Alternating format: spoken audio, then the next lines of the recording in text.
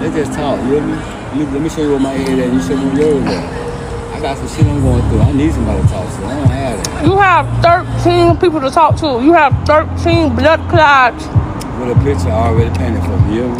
You have 13 kids. You need to be a father, not a boyfriend. I would be. I am. You not your father to 13 kids and 9 different homes? They're not hoes. If they were hoes, I'd be. I didn't say hoes. I said you have 13 kids and 9 different homes. You are not a father.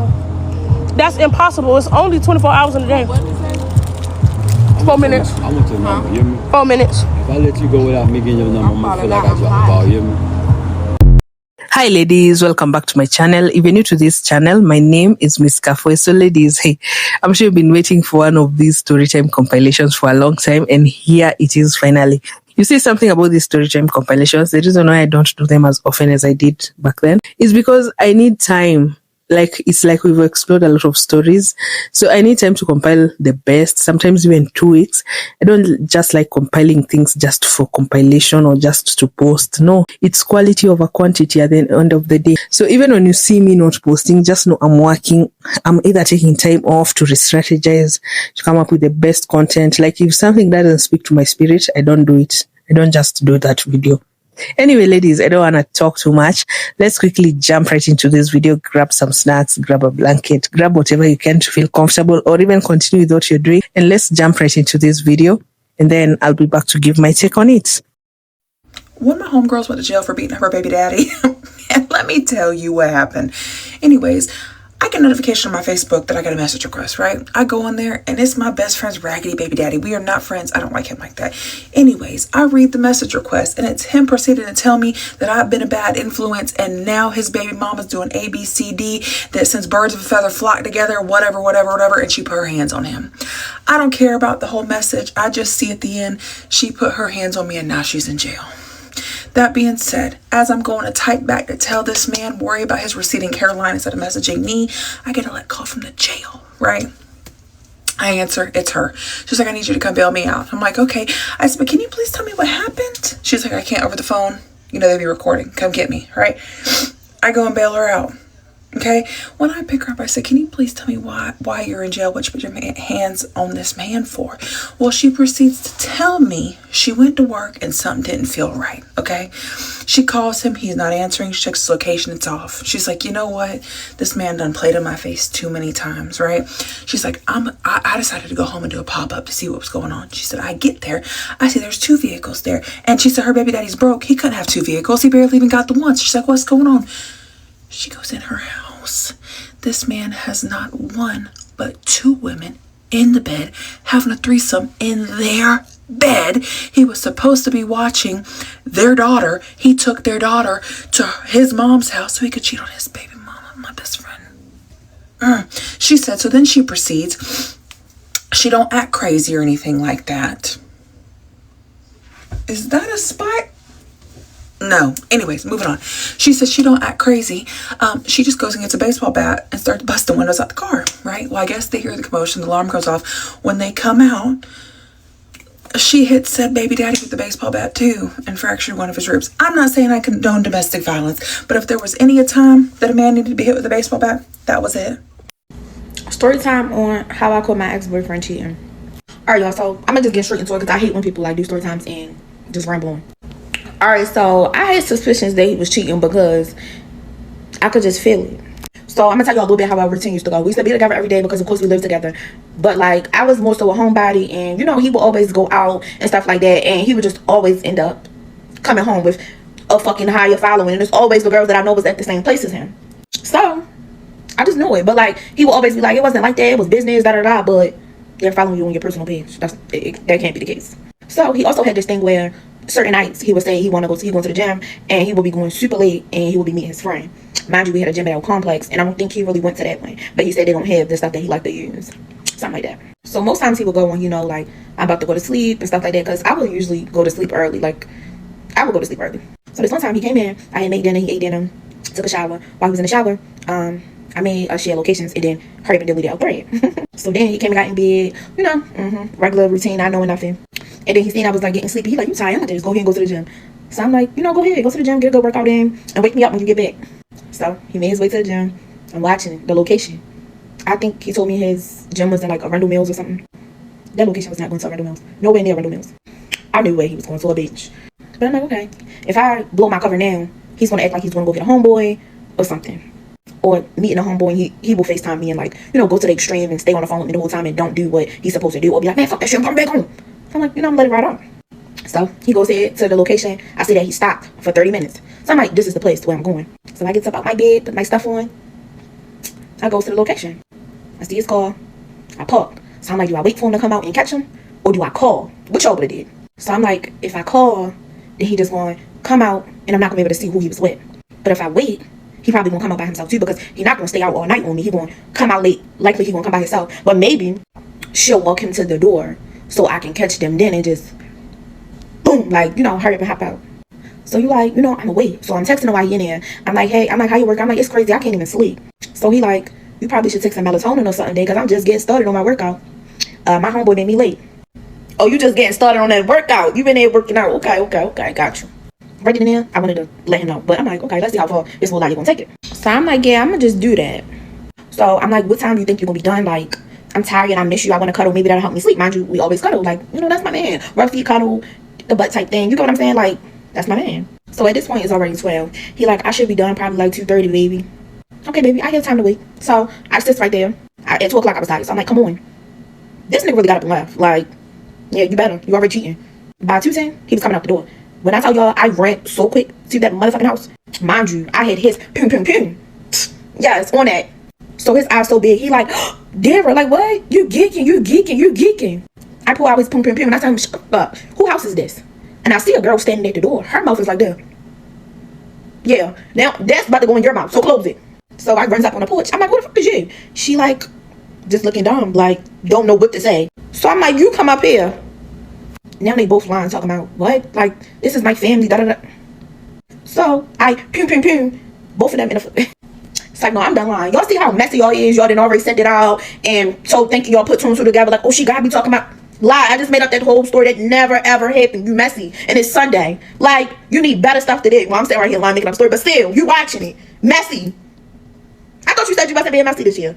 I was on a date last night, went to a wine bar and go up to the bartender, and the bartender's like, what do you want? And we're like, oh, we're gonna do a bottle of this red wine. And the bartender says, okay, be right back. Bartender goes and gets the bottle of wine, returns with the bottle of wine, and he uncorks it and he pours the 2 glasses, and then he hands us the 2 glasses with the bottle of wine. And as I'm grabbing my glass, the bartender goes, oh, and do you want to keep the cork? My first thought is, oh my God, like, can he tell that we're like on a second date? Can he tell that we're still trying to vibe this out? Is this the bartender's like sly little way of giving me a memento from this date? Like, hey sister, keep this cork so that way you can remember it. Here's a little souvenir from the date. And as I'm about to say, as a souvenir, like, why would I want that? And it registers to me that he's asking if I want to keep the cork because perhaps we won't finish the bottle of wine. And so I say that back. I go, oh, sorry, are you asking if I want to keep the cork because I might not finish this bottle of wine and I might want to take it home? And he goes, yeah. And I go, oh, no, I think we're going to finish the bottle of wine. We're going to finish the wine. The bartender laughed. He's like, I like that energy. Anyway, I walked away from that exchange sort of feeling a little bit weird. It was just a little bit jarring that like, it's not even a concept in my brain that somebody would order a bottle of wine at a restaurant and then not finish it. If I'm ordering a bottle of wine, I'm finishing it. If I don't want to drink, I'm getting a glass. If you are ordering a bottle of wine, you're finishing the bottle of wine, right? Aren't we all doing that? I don't know. Now I felt really silly. I think that this bartender was like trying to just give me a little memento. No, bitch. He's trying to give you the cork in case you want to take the bottle home. On the off chance you're not a lush. I promise you, you do not need to envy any of these relationships that you see on social media. And the reason that I know that is because I was one of them. This time last year, I was couple goals when the guy that I had been dating for about 3 months did a Valentine's Day girlfriend proposal to me. Everybody saw that video and thought it was so sweet and so beautiful and black love. To the naked eye and to everybody else, it really looked like I was living the dream. At the time, my ex was traveling for work. He was in California, so he flew me to California so that we could spend the holiday together. He had made this whole little itinerary happy with all of the things that we were going to do while I was in town. He had, thought about a little spa day for me, a brunch at this aesthetic restaurant so I could get content. It really seemed like he cared a lot about me having a good time, but I had no clue that he was going to ask me to be his girlfriend. He had to work one of the days, so that's the day that I went to go have brunch. I actually went with one of the girlfriends of one of his teammates, who, by the way, was also a loser and a cheater as well.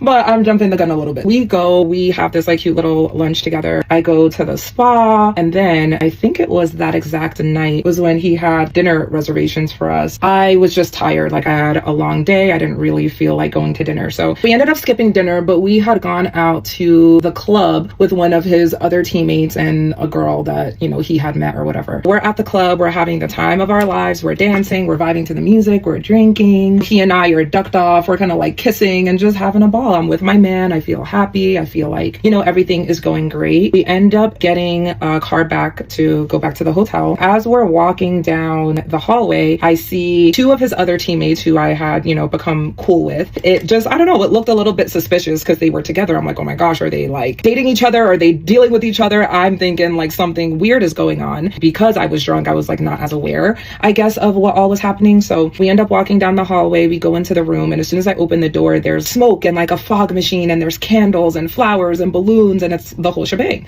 Literally what you see on social media when people do a big surprise for Valentine's Day or for like a birthday or something. And you guys, I am so incredibly surprised. I'm excited. I'm like so happy about it, and I'm drunk, so of course I'm just being goofy about it. I'm like, oh my god, you did this, like I love it. He had this little card that said, will you be my Valentine, or will you be my girlfriend and Valentine, or something like that. Like, it was very, very cute, and his teammates were the ones who had like put it all together for me and all of that.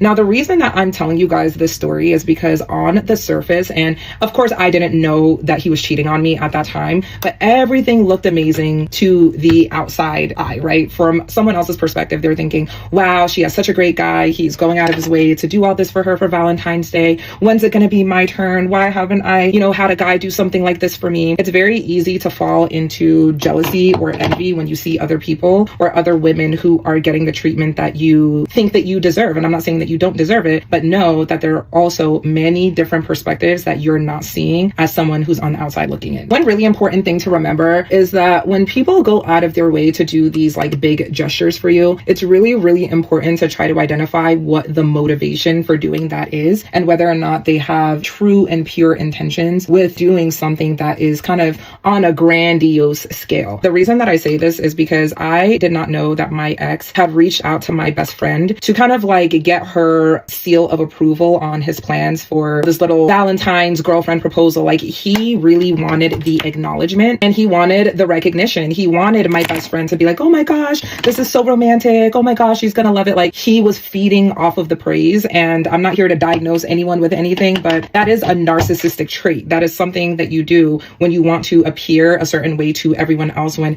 the reality is quite the opposite of how you're portraying yourself to be. So I say all this to say, if you're feeling especially lonely this Valentine's Day, just know that what is for you will always find you. And you never know the full story of what is going on behind the scenes when you see these beautiful, amazing signs of love and all of these big, beautiful gestures. It's not always what it's cracked up to be. So don't spend your time beating yourself up or feeling sad for yourself that you don't necessarily have a big, beautiful bouquet or a gorgeous date planned by some man. You can still enjoy your Valentine's Day, or you can just choose to not celebrate it if it really brings you down or puts you in a mood. There's nothing that says that you have to actually celebrate this day. But if you do want to celebrate it, like I will definitely be celebrating the day. I'm going to take myself out. I'm going to do a nice little spa day and really just treat myself. You don't need to have a man to celebrate love. Nobody said Valentine's Day has to be about romantic love. So, make the best out of it. You are worthy. You deserve the best. And if there's not a man there to give it to you, give it to yourself. Thank you so much. Mwah. I just went on my first date of the year, and I think it's going to be my last because it was so good. You might be wondering, no, we're talking about men here. I, against my better judgment, decided to have one-on-one time with a man. I said I like sushi. He said he likes sushi. Great. We decided to go to Blue Sushi Sake Grill. They have lots of gorgeous, delicious, cooked and raw sushi. We're sitting at the table. The waiter comes up. He starts asking questions. My date starts looking like a deer in headlights. He doesn't know anything about sushi or what he wants. One thing about me, one of my biggest icks is when a partner, a friend, a family member, anybody acts like they've never left the house. When you get around me, you act like you've been somewhere. Now all of a sudden you asking silly questions, acting like you don't know what ingredients are, like you don't have the power to look it up in your phone and see what it is if it's troubling you that much. not around here, partner. The waiter's like, well, tell me some things that you like and I'll recommend the best roll for you. This man goes, well, bro, I like ham sandwiches, lemon pepper wings, and sweet potato fries. Me and the waiter are just looking at each other because what the hell is he talking about? I'm wondering, is he having a stroke? So the waiter's like, you know what? I'm gonna let you look at the menu one more time. I'll circle back around. So my date ends up getting a phone call right after this, so he steps away. The waiter comes back to the table with a drink for me, and he's like, that guy at the bar over there sent you this drink. Assuming my waiter probably told the bartender what happened, and the old white man at the bar took pity on me and sent me a drink. So my date comes back to the table. I'm like, how about I just order for us? Let's get some chicken lettuce wraps and a thriller roll. If you know, you know. That's a guaranteed crowd pleaser at Blue Sushi Sake Grill. He likes it, of course. He likes me, of course. He thinks I'm a beautiful, gorgeous, cultured queen that's gonna show him the world. But no. Because you know what I didn't like? I don't like liars. And I don't like being embarrassed. And I don't like white people laughing at us in Black History Month. Blizzard! I have to decide if I'm going to destroy my family. So basically, my dad has been paying me for weeks and months to not tell my mom that he cheated on her. They have been together since high school. They got married very young and they have 2 amazing children. Like, they have the picture perfect life. Like, actually, it's not even picture perfect. They don't even argue. I don't remember the last time my parents have argued. They both go to work every single day. My mom comes home, cooks and cleans. Keep in mind, she also works but has never had to worry about a bill. But I was scrolling on his phone one day and this text number came up. And basically, my dad's job is like construction and like helping people in their houses and stuff. And so anybody's house that he's working on, he just saves their phone number as their address. And he gets this text from this address and it's like wink, kissy face emoji. So I obviously click on the text because I'm like, who the heck is this? Because this ain't my mother. And there are just so many heart emojis, so many dirty texts, him complimenting her. Not only that, sending her money. So we get out the car. And I confront him when my mother walks away and I'm like, I'm telling mom this, or you are. And he's like, no, you can't. Like, it'll literally break your mother's heart. Like, you can't do this. I'll start paying you $150 a week. And obviously I had to negotiate. So I was like, no, $250 a week. So he agrees to it. The past few months, he has only been paying me $100. And you're probably like, only $100? Yes, we negotiated on $250 and he's also cheating on my mother. Not gonna slide. So I tell him that I'm gonna tell her or he's raising this up. So he pays me $150 the next week, and the next week now we're back down to $100. Also keep in mind, he promised me that he would stop cheating on her. I made him show proof on his phone weekly as well when he was sending me the money, and there were no text messages until I decided to give him some trust and hadn't checked his phone for like a month. And guess what I found? More freaking messages. And he also has not paid me for 2 weeks. And I'm just at my breaking point. Like, I literally cannot watch my mom be so happy and so in love, kissing him, cleaning for him, cooking for him, going to work every single day while being cheated on and not knowing. So, should I tell my mom tomorrow, guys, or should I just let go of it? And I am gonna have to tell my mom the truth that he was paying me, but I also don't want to do that because I feel so incredibly bad, and that's why I think I just have to tell her. Because, baby, that's my mother. And keep in mind, my mom would be perfectly fine without him. She is a nurse. Even though he pays the bills, it doesn't matter. All of her money is basically fun money. And he obviously has enough of it to be paying these women money and me. And my mom obviously has never questioned, like, where his money goes because he's paying the bills, and it doesn't really matter. And her money isn't, like, for, like, paying for shopping or, like, anything like that, because that's what her money is for. Like, she doesn't have bills to pay, so she goes shopping. Anyways, guys, please let me know what I should do because I feel so bad for my mother and I just cannot watch this every single day. Bye, guys. My husband cheated on me while on a bachelor party in Jamaica, and I think it's time to talk about it. Back in 2021, my husband, ex-husband now, was invited to a bachelor party in Jamaica. There's a few things to remember here. 1, he was not in the bridal party. He was not a groomsman at all. 2, we did not have the funds or the financial means for him to be going to Jamaica. 3, we were not in the best headspace in our own relationship at that time. And 4, knowing that he's cheated before and had issues with alcohol and drugs, I wasn't comfortable with him going. It blew up into a giant fight, and unfortunately, the type of person that he is, he just couldn't take no for an answer, and he had to figure out a way to go. For anyone who has been in a relationship with a narcissist or an addict, you know that eventually you're going to hit this point where it's no longer worth fighting. So he went on this trip. Pretty much from the moment he got to Jamaica, I barely heard from him. He apparently got sick off of the water and spent a lot of time in the room. He even went as far as sending me pictures from the room in the bed, claiming he was just so awfully sick.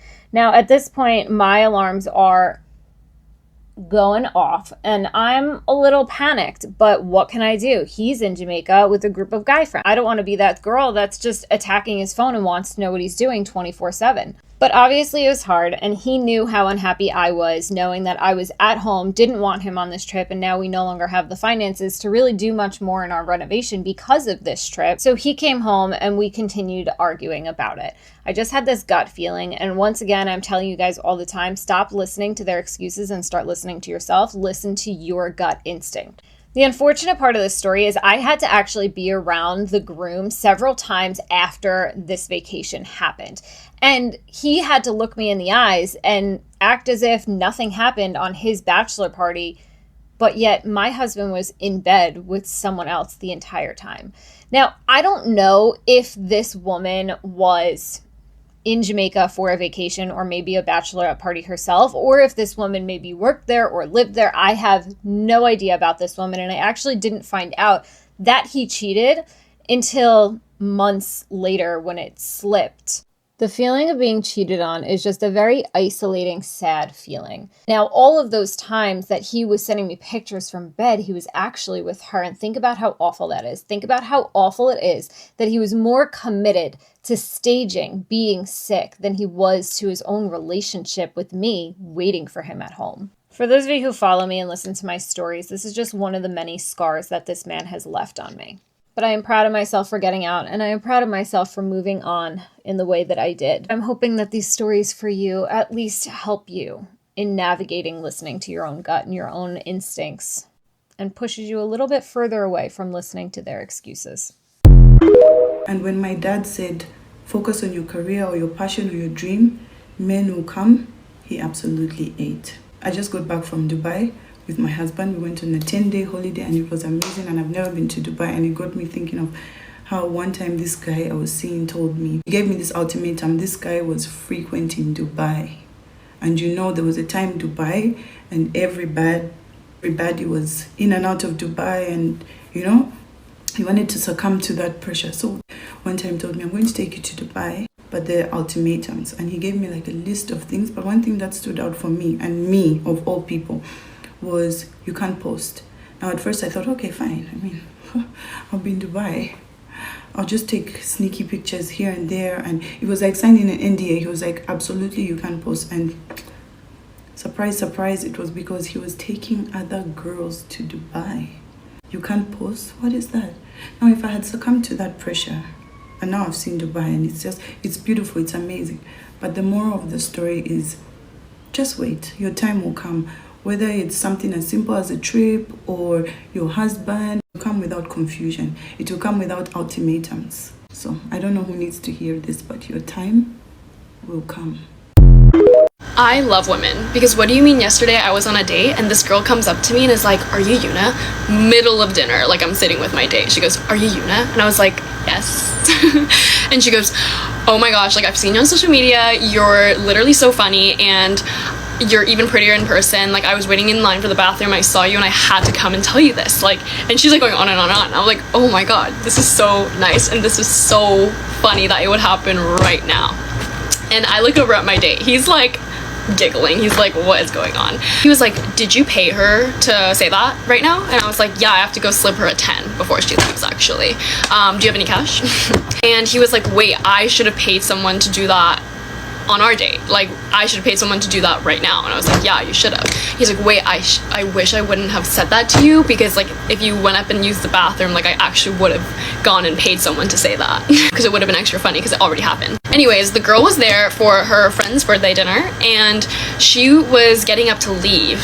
I guess they had been there before us or something. She got up with all my friends and was leaving. I was like, oh man, like I wish I could go say bye to her. I wanted to say bye to her, but they were standing outside. And my date was like, just go. I was like, okay, I'll be right back. And so I literally go outside and I was like, hi. Like, I just wanted to say that was so funny and so nice of you, and that you're gorgeous, because she was really pretty. And honestly, like every single time someone has come up to me in real life and is like, are you Yuna? Like, I think I know you. Drop dead gorgeous every single time. I don't know. Anyways, she was like, how many dates was that? Like, blah, blah, blah. And we're like discussing. He's like waiting inside. He's fully waiting inside while we're like debriefing this date. I loved her. I loved her. She was amazing. I got her Instagram, of course. And we're gonna be friends. Anyways, I love women. My boyfriend cheated on me, so I slowly ruined his life. He cheated on me about 8 months ago, and he had the nerve to deny it when I had receipts from the girl. When I found out, I told him immediately, like, this is over, but like, we still lived together. And he was so annoying. He was begging me every day not to leave him. And like, there was no way I was not gonna leave him, but I thought, well, if I take him back, I can get revenge. I worked out it would take me 8 months to save up for a deposit and furnish a whole new place. So that was how long I was gonna get my revenge. So I've been doing something daily, either big or small, but just things that will ruin his day. I hide his stuff, like whenever he's looking for something, I'm the one who hid it, so he's always stressed about how he can never find his things. Whenever I know that he has an appointment, I always call the day before to cancel it. Also, I open all of his parcels. I've stolen cash from his wallet, like a lot of cash. I often dip his toothbrush on our dog's little water bowl, and he has no idea about that either. And because I'm such a good girlfriend, I always offer to cook dinner. But anytime I do so, I either burn all the food or put way too much salt. And when I don't do those things, I always pick meals that I know he hates. So I also told everybody that we know that he cheated. His parents know that he cheated. My parents do. Our friends do. Everyone. And every time we're at a dinner, either with my family or his, I always bring up his cheating. So he gets like really uncomfortable. Anytime I know he has a big thing coming the next day, like a big event or something, I always cry the night before. I put up the victim act and I tell him that I'm so scared that he's gonna cheat on me again. He's missed half of his friends' weddings just because I throw a fit. I always agree to go out with him, and sometimes I suggested, but I always demand to go home early. I forgot his birthday, and he was really mad about that one. Anytime we're gonna watch a show, I always pick one that I know he will hate. Oh, I also wake him up in the middle of the night about like 3 times a week because I had a nightmare that he was cheating on me again. And then I don't let him go to sleep until I stop fake crying. I refuse to pay for things. I haven't paid for a single thing in 8 months. And again, because I'm such a good girlfriend, I always offer to wash his uniform, but I always forget to do it. So he always ends up having to wear dirty ones. I'm always chipping away at his self-esteem. Like, I'm always making passive-aggressive remarks about his body, his career. And to top it all off, I've been extremely friendly with all of his friends. And the funny thing is that a lot of them flirt back. My revenge is almost over because I'm leaving in a week. He has no idea, and I have no regrets. So story time about how a nurse lied on me and said I did not perform a surgery that I actually performed. So if you don't know me, my name is Dr. Ruthie, and I am both an obstetrician and a cosmetic surgeon. And the way that I practice obstetrics is I do it as an OB hospitalist. That means that I take 2 to 4 shifts a month in a hospital, and I deal with the emergencies that come in, okay? So one certain day at a certain hospital in the depths of Texas, I was on call. And an emergency came in that required an emergency C-section. So although that patient had a doctor, I performed the emergency C-section. I'm usually quiet when I get in a room. I'm calm, I'm quiet. I get in and I look at the I scrub in, I get in, I look at the anesthesiologist. They tell me to go. I have the baby out in 30 seconds. I deliver the baby. I do the surgery. The surgery was done in less than 12 minutes. Boom. Went back to my room. A couple of weeks later, I get an email from administration that there was a complaint that I did not appropriately take care of a patient and I did not perform an emergency C-section. So here's the problem. This was not a vaginal delivery which could be delivered by a nurse or by someone else. This was an actual surgery. I am the only OB in the hospital. So who delivered the baby? That is the question. Who delivered the baby? Don't mind my little curling iron burn. I don't even know how I got that, but so who delivered the baby? So an investigation happens. They look at the cameras. They see me getting to the OR before the patient gets there. They talked to the anesthesiologist. The anesthesiologist said they looked me in my eye. We made contact and I was able to give in the go to do the surgery. Everybody else says, obviously, I was in the surgery because who delivered the baby. My signature way of doing C-sections, I like to make sure that the incision is perfect. That happened. So what happened? The problem is that this nurse hates the fact that I exist.